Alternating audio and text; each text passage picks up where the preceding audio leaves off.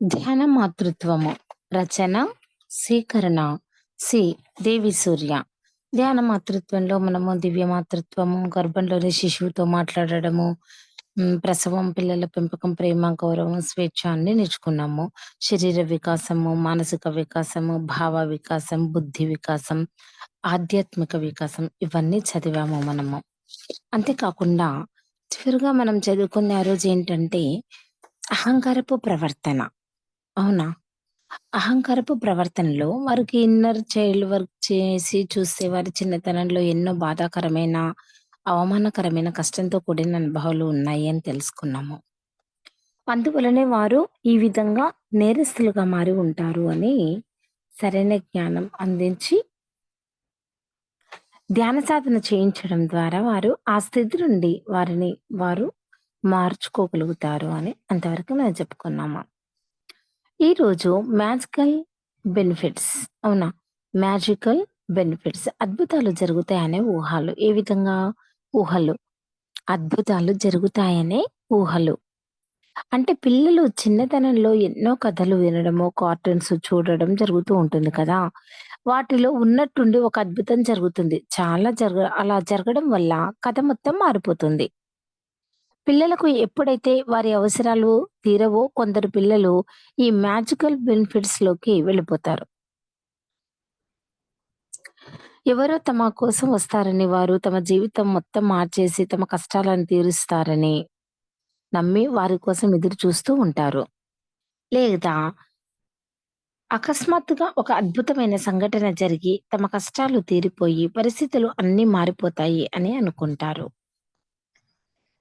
ఉదాహరణకి చూడండి, కలల రాకుమారుడు ఎంతో గొప్పవాడు. తన కోసం వస్తాడని ఉన్నట్టుండి పెద్ద లాటరీ తగలడము, నిధి దొరుకుతుందని నమ్మకంతో వెతకడము, తవ్వకాలు మొదలైనవి. అవునా? అంటే ఇటువంటి ఊహల వల్ల తమ జీవితాలలో తమ సమస్యలతో వారు కనెక్ట్ అవ్వరు.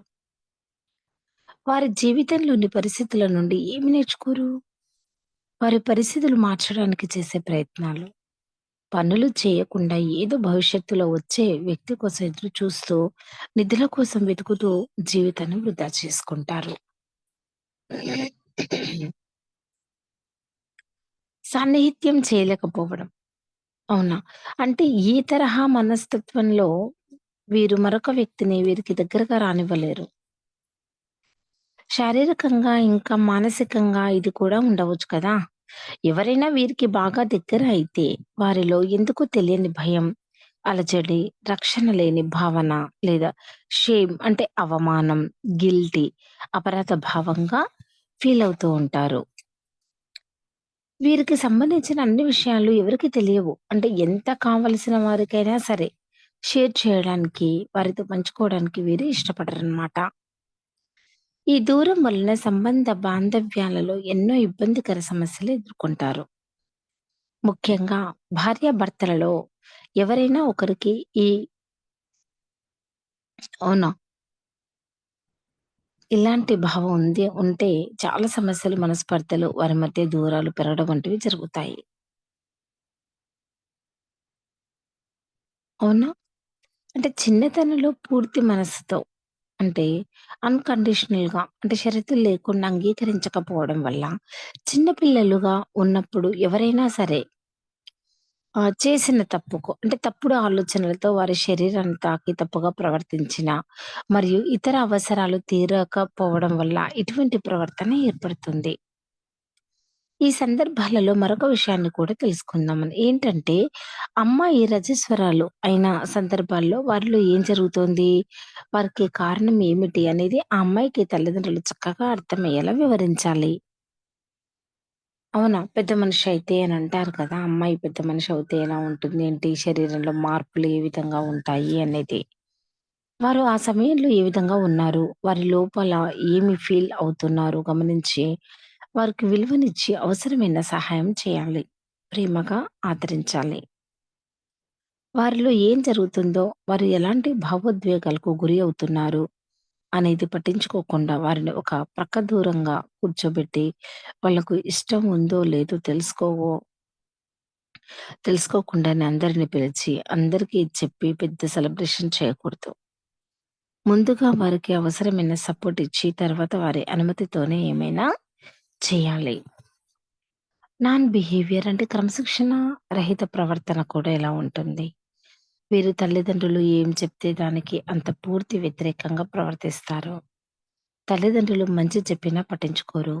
ఏం చెప్పినా చాలా తీవ్రంగా తిరుగుబాటు ధోరణిలో ప్రతిస్పందిస్తారంటే తిరుగుబాటు ధోరణిలో వాళ్ళు స్పందిస్తారనమాట. ఇంకా క్రమశిక్షణ తప్పి ప్రవర్తిస్తారు. కావాలని రూల్స్ బ్రేక్ చేయడం అంటే నియమాలను అధిగమించడం చేస్తారు. ఉదాహరణకి ఎక్కువ స్పీడ్‌లో డ్రైవ్ చేయడం, రైడ్ లైట్‌లో వెళ్ళిపోవడం, ఒకటి కంటే ఎక్కువగా అంటే అక్రమ సంబంధాలు పెట్టుకోవడం, ఎక్కువ లవ్ అఫైర్స్ పెట్టుకోవడం, పరీక్షలలో, కాలేజీలలో ఏం చేయకూడదు అంటే అదే చేయడం. ఇటువంటి అడ్డదిడ్డమైన ప్రవర్తనతో ఉంటారు. ఎంత భయంకరంగా ఉంది కదండీ వింటూ ఉంటే. అంటే చిన్నతనంలో అతిగా కంట్రోల్ చేయడం, పక్కవారితో బాగా పోల్చడం, అతిగా క్రమశిక్షణలో పెట్టడము, తిట్టడం, కొట్టడం వంటివి చేయడం వల్ల, ఇంకా వారి అవసరాలు తీరకపోవడం తీరకపోవడం వల్ల ఇటువంటి ప్రవర్తన ఏర్పడుతుంది. అడిక్టివ్ అవునా? కంప్లీషన్ అంటే పూర్తిగా వ్యసనాలలో మునగడం. వీరు ఎక్కువగా ఏదో ఒకటి లేదా అంతకంటే ఎక్కువ వ్యసనాలకు లోబడిపోయి ఉంటారు. ఈ వ్యసనాలు చాలా రకాలుగా ఉంటాయండి.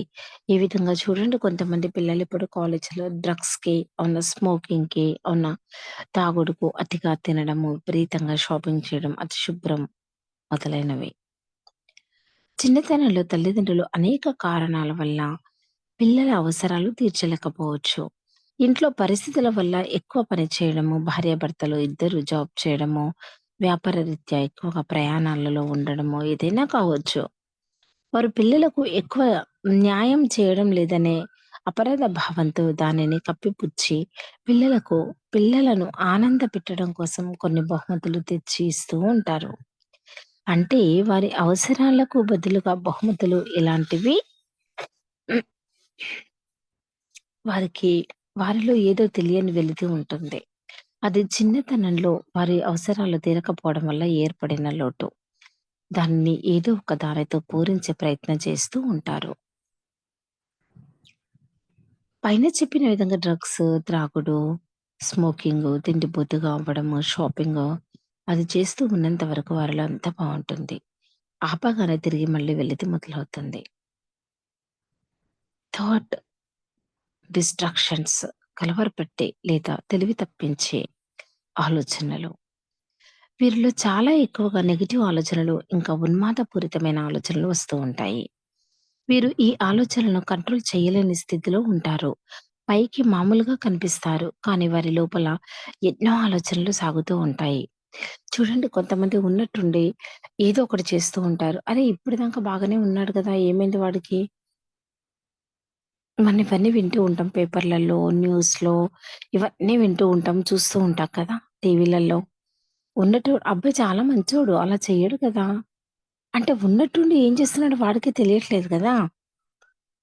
ఇలాంటి వారు వారిని వారే హింసించుకుంటూ ఉంటారు. కోసుకోవడం లాంటివి అవునా? కాల్చుకోవడం లాంటివి. ఇతరులను అదే విధంగా హింసించాలని ఆశిస్తూ ఉంటారు. కొంతమంది చూడండి లవ్ ఫెయిల్యూర్ అయిపోతే యాసిడ్ పోయడము, తగలబెట్టడము, ఎక్కడిక ఇంకా ఏంటి రోడ్డు మీదనే ఎలా పడితే అలా తిట్టడము, కొట్టడము చేస్తూ ఉంటారు కదా! చిన్నతనంలో వారి అవసరాలు తీరకపోవడం, బాగా అవమానాలకు గురి కావడం, హింసింపబడటం, మరీ చిన్న చూపుకు గురి కావడం, గడ్డు పరిస్థితులతో పోరాడడం వల్ల ఈ థాట్ డిస్ట్రాక్షన్స్ కలుగుతూ ఉంటాయన్నమాట. ఎంప్టీనెస్ అంటే శూన్య భావన. వారికి చాలా ఇష్టమైనది ఒకటి ఉంటుంది. కానీ తల్లిదండ్రుల ఇష్టం వారిపై రుద్దబడడం వల్ల వారు బలవంతంగా మరొక దానిని ఎంచుకోవాల్సి వస్తుంది. ఇంకా దానితోనే జీవితం కొనసాగుతుంది. కొంతకాలం గడిచిపోయాక జీవితంలో అంతా బాగానే ఉంటుంది. భార్య, భర్త, పిల్లలు, ధనం, గౌరవం అన్నీ ఉంటాయి. కానీ వీరిలో మాత్రం ఒక విధమైన శూన్యం ఏర్పడుతుంది. ఎటువంటి ఆనందం ఉండదు. ఏదో నిర్లిప్త భావన. వారు చేయాలనుకున్నది మంచి డాన్సర్ అవ్వాలని. కానీ పెద్దల బలవంతంతో ఇంజినీర్ అయి ఉంటారు. ఇలాంటివి లేదా ఒకరిని ఎంతో ప్రాణంగా ప్రేమించి తల్లిదండ్రుల బలవంతంతో వేరొకరిని పెళ్లి చేసుకోవడం లాంటివి ఏమైనా కావచ్చు. వారికి న్యాయం చేయలేదు. అందువల్ల ఏర్పడినటువంటి శూన్యం. అవునా? మిగతాది మనము రేపు చదువుకుందాం.